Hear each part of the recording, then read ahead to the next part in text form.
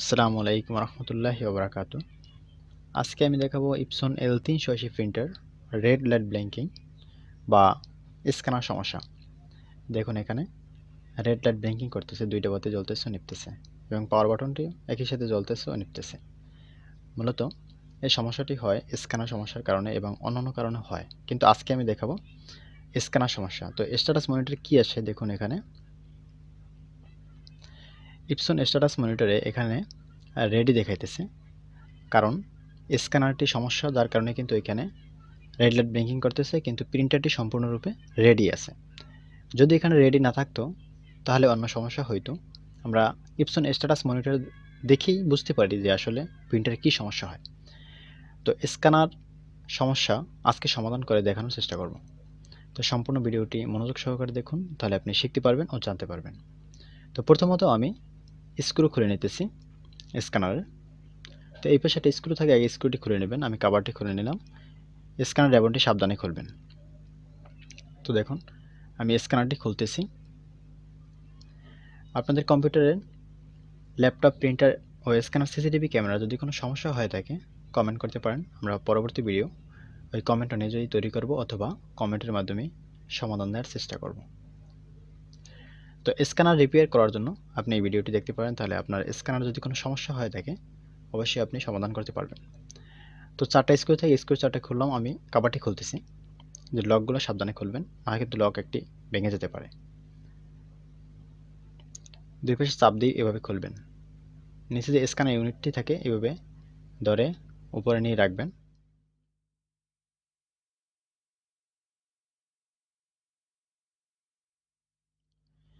স্ক্যানারের ভিতরে মূলত যে ময়লা থাকে এই ময়লার কারণে কিন্তু বেশি সমস্যা হয়। তো আগে ময়লা টিস্যু বা নেকটা দিয়ে মুছে নেবেন। দেখুন এখানে অনেক ময়লা ছিল, আমি মুছে নিলাম। এরপরে দেখুন সমস্যাটি বেশি হয় এই যে স্ক্যানার ইউনিটের সাথে একটি রেবন থাকে। এই যে রেবনটির কারণে কিন্তু এই বেশি সমস্যাটা হয়। তো আজকে আমি যে রেবন চেঞ্জ করে দেখাবো যে স্ক্যানার ঠিক হয় কিনা।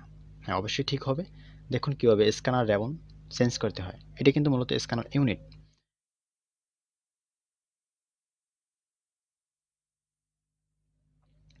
আমি নতুন একটি স্ক্যানার রেবন নিলাম, এই রেবনটি চেঞ্জ করে দেখাবো।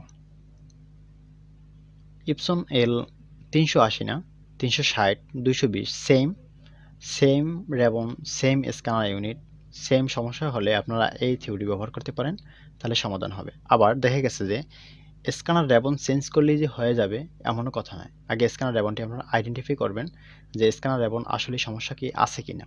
যদি সমস্যা থাকে, সমস্যা মনে করেন, তাহলে স্ক্যানার রেবনটি চেঞ্জ করে দেবেন।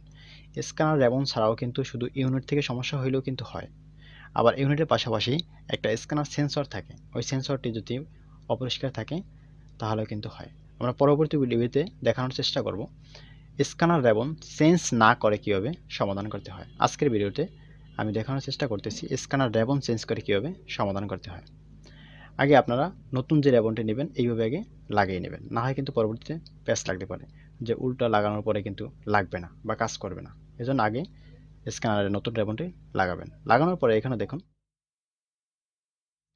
এই যে মোটরের সাথে যে রেবনটি ছিল সাবধানে খুলবেন। এইভাবে খোলার পর আগে দেখে নেবেন যে এটা উল্টা বা দিক কোন বিলে, ওই বিল অনুযায়ী লাগাবেন। উল্টো বা দিক দেখে নেবেন। তো আচ্ছা আমরা লাগাইতেছি।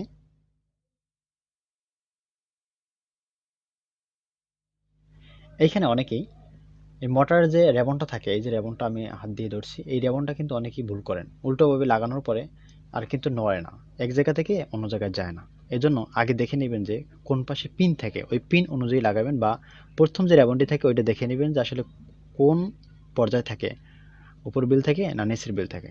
এই জন্য আগে দেখে নেবেন, না হয় কিন্তু লাগানোর সময় আপনারা হয়তো ভুল করতে পারেন। আপনারা যারা কম্পিউটার, ল্যাপটপ, প্রিন্টার সার্ভিসিং শিখতে চান অবশ্যই ভিডিওগুলো দেখতে পারেন, তাহলে আপনি শিখতে পারবেন ও জানতে পারবেন। আর যে কোনো সমস্যায় আপনারা কমেন্ট করে আমাদেরকে জানাবেন, আমরা যথাসম্ভব সমাধান দেওয়ার চেষ্টা করব। দেখুন এখানে আমি স্ক্যানার ইউনিটের সাথে লাগাইতেছি। এখানে সাবধানে লাগাবেন যেন বেশি চাপ না পড়ে, কারণ উপরে স্ক্যানার ইউনিটটি কিন্তু একদম কাছের থাকে। কাজটা যদি ভেঙে যায় তখন কিন্তু স্ক্যানার কাজ করবে না এবং কোনো ফলই আসবে না। তো অবশ্যই আগে দেখে নেবেন, তারপরে লাগাবেন। তো আমার লাগানো শেষ। তো আমি একটু মোছা দিয়ে নিই, মোছার পরে এইখানে উপরে লাগাই দিই।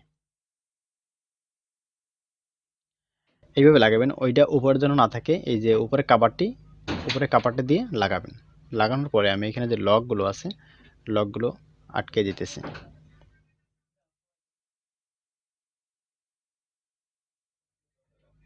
লক আটকানোর পরে এইখানে দেখুন